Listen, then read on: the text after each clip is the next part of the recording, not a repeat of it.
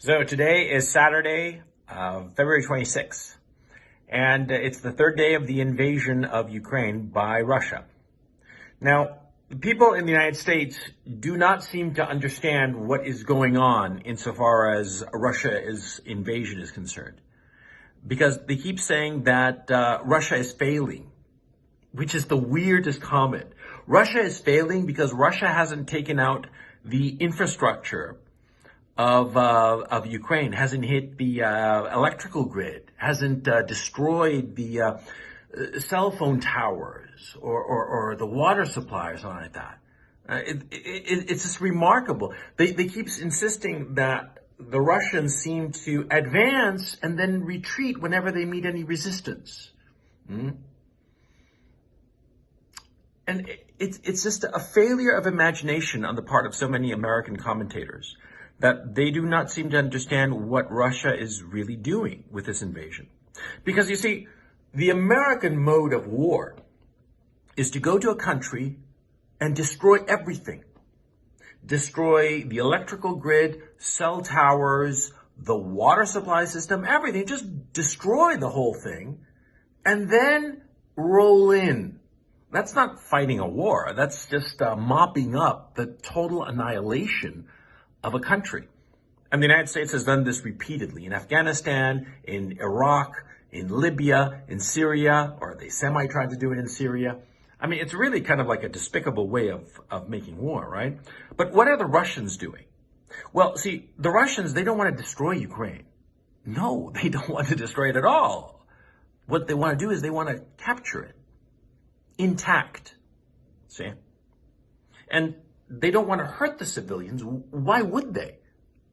From their point of view, if they harm civilians, they just create enemies.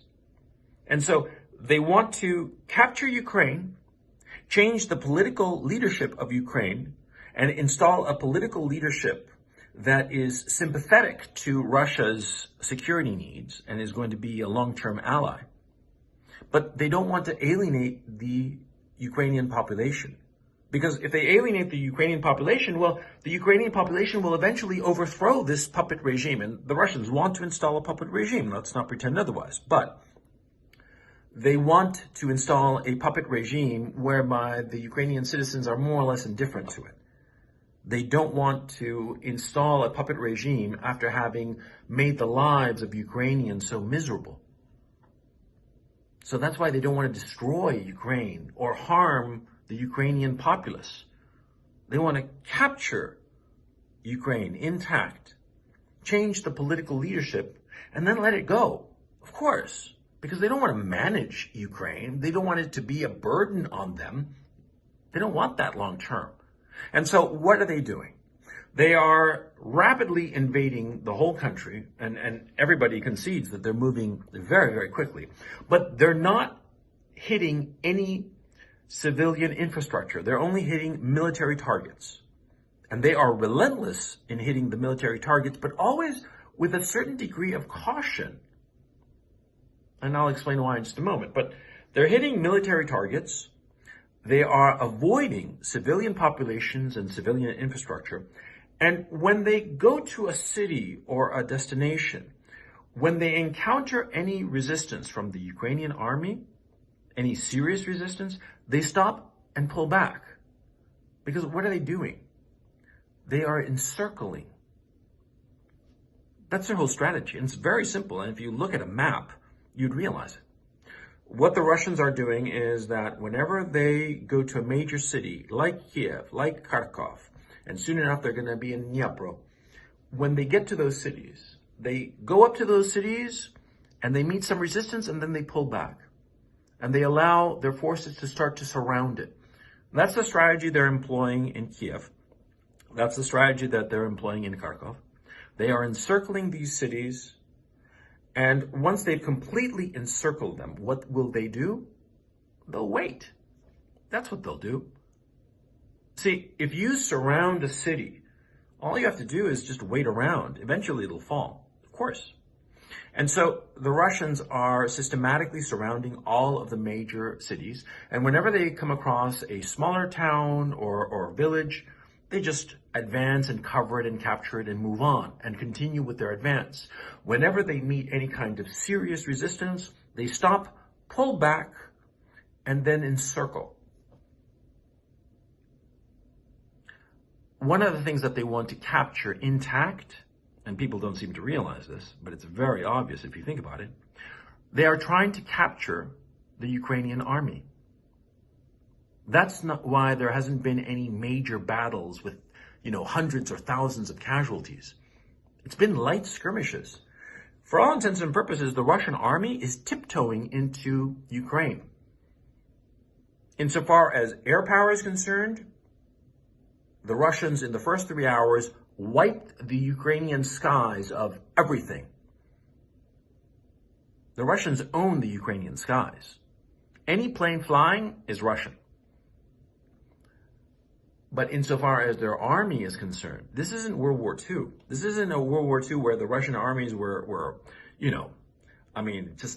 kissing cousins of the Mongol hordes. You know what I'm saying? No, this is the modern Russian army that has the goal of capturing intact Ukraine and the Ukrainian army. Because the Russians realize that once they have captured Ukraine and changed the political leadership, they will need an army to protect and look after the Ukrainian state and the Ukrainian people and the Ukrainian land. They don't want to destroy the Ukrainian army. They could do that if they wanted to. They would have done that already. They own the skies over Ukraine. Their goal is to capture Ukraine, capture the Ukrainian army with as little casualties as possible to the Ukrainian army. And that's why whenever they come up against serious Ukrainian resistance, they keep consistently pulling back. And in the West, this is interpreted as the Russians are weak, which is so weird. It's like the Russians are so weak, they're not advancing as fast. That is a separate issue that I'm going to get to in just a moment. But the Russians are so weak because they're not obliterating the Ukrainian army. Because that's what the Americans do. They obliterate anything that crosses their path. Friend or foe, they don't really care. But the Russians do care. That's why they're not obliterating the Ukrainian army when they could. A friend of mine, Alex Christoforou, in the Duran, great show, he pointed out something that I'd never considered, which is very obvious. He pointed out the fact that, you see, the current Ukrainian leadership in the military, the generals in Ukraine, they went to military academies with the generals of the Russian armies. They're drinking buddies since when they were back in 18-year-old, 19-year-old plebes. They know each other. They don't want to kill each other. Of course not. You've got some buddy when you were drinking out when you were 18, right? You want to kill him? No. You could be on opposing sides of whatever contest, but you don't want to hurt him. Of course not. You'll be pissed off at him maybe, but you don't want to kill him. The Russian army doesn't want to destroy the Ukrainian army. They could have done it already in these 3 days of combat. Once the Russians owned the skies over Ukraine, they could have done whatever they wanted with the Ukrainian army. They could have annihilated it, just blown it to smithereens, and blown away the entire population of Ukraine if they wanted to. They could cause a major, major humanitarian crisis if they wanted to, and they obviously don't. How do I know this? Because they haven't done it. They have had the opportunity for 3 days to do it, and they haven't done it. I'm doing this stupid video from a hotel room in downtown Kiev, and I'm going to upload it to the internet. Do you think I'd be able to do it if the Russians were really serious about conquering Ukraine? They want to capture it. Understand that. And understand that you in the West, you are being goaded into thinking that Putin and the Russians are like evil Antichrist. You don't understand why the Russians are invading.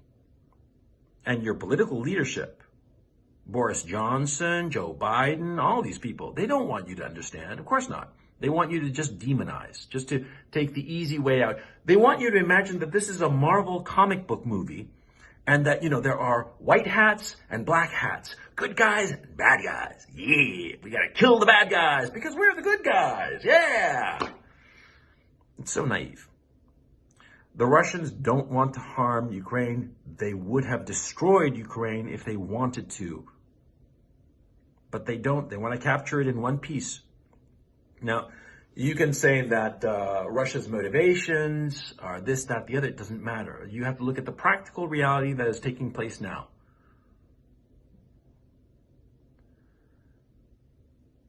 What really bothers me, and perhaps this isn't a wise thing for me to say while I'm still in Ukraine under the Zelensky regime.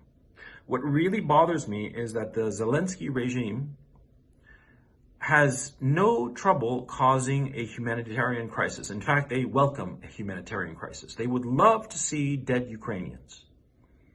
And I know this for a fact. And do you know how I know this for a fact? Because the Zelensky government has been handing out AK-47s willy-nilly to the civilian population.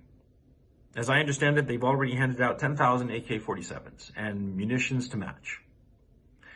Now, you see, if you've never had any kind of military experience, you, with a weapon like that, you can become extremely dangerous to all the people around you and to yourself.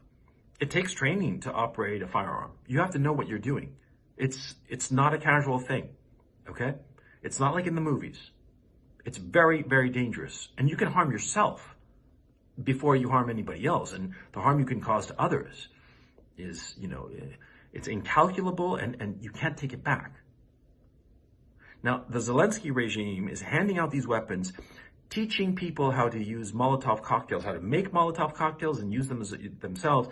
They want to foment the people to fight the war against the Russians. And the thing is, the Russians have professional soldiers.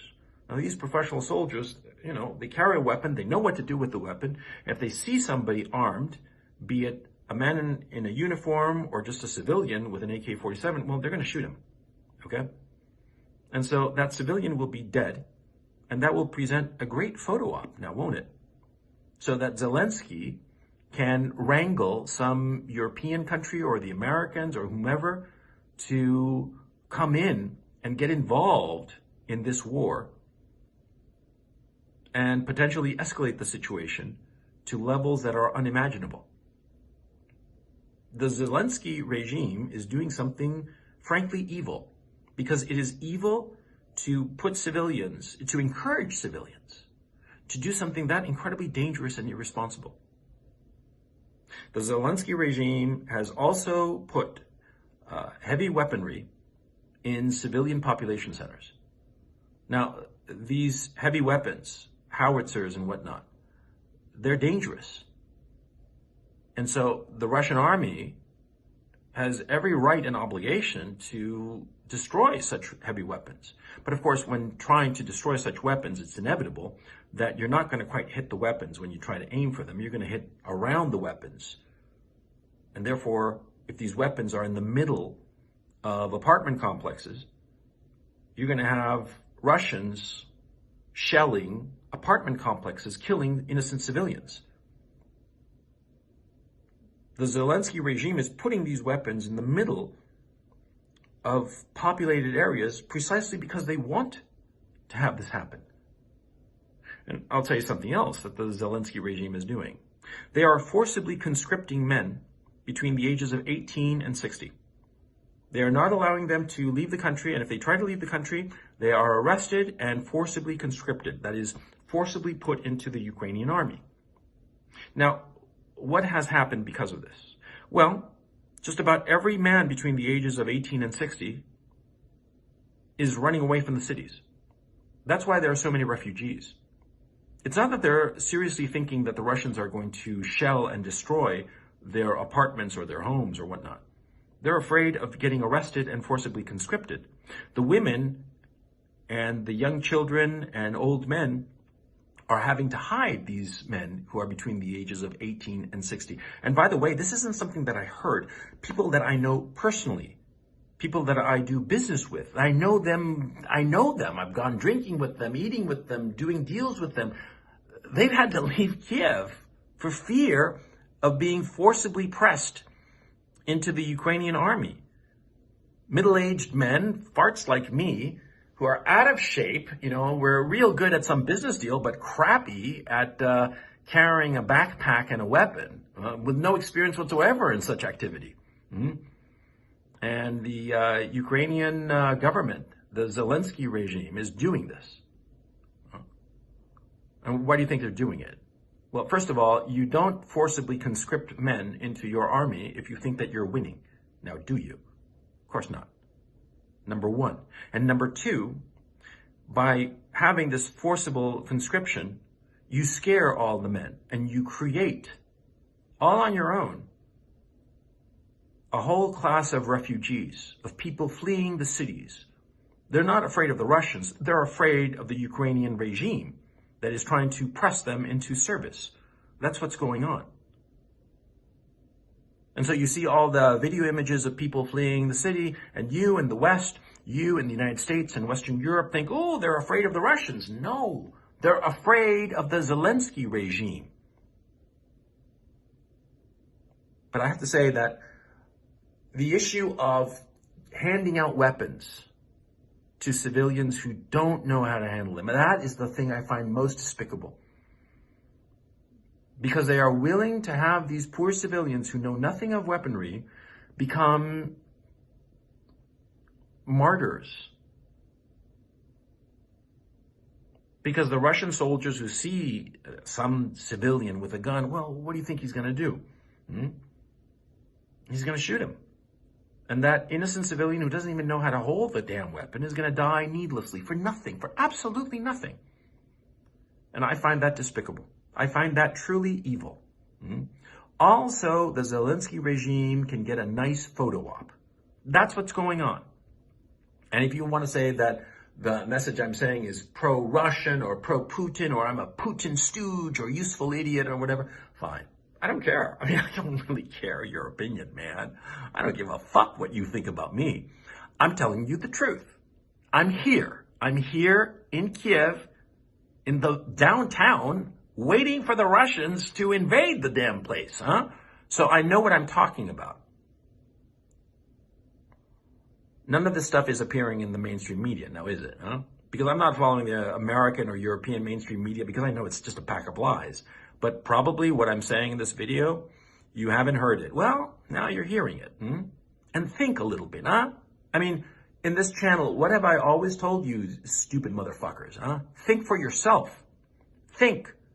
Look at the information that you have available and ask yourself why something is happening the way it's happening. It's not arbitrary. It's not by chance. People have thought through what they are doing. The Russians have certainly thought through what they're doing. The best that we can hope for is that the Zelensky regime fails in its attempt to wrangle in the Europeans and the Americans into this war, and the Zelensky regime collapses or flees or whatever, and Russia is able to take Ukraine in one piece without harming too many people. And that's the best that we can hope for. Or if not, the whole country will be destroyed. Millions of people will be displaced, hundreds of thousands, perhaps even millions killed. And this is the exact same thing that happened in Iraq. Let's hope that we don't have a second Iraq.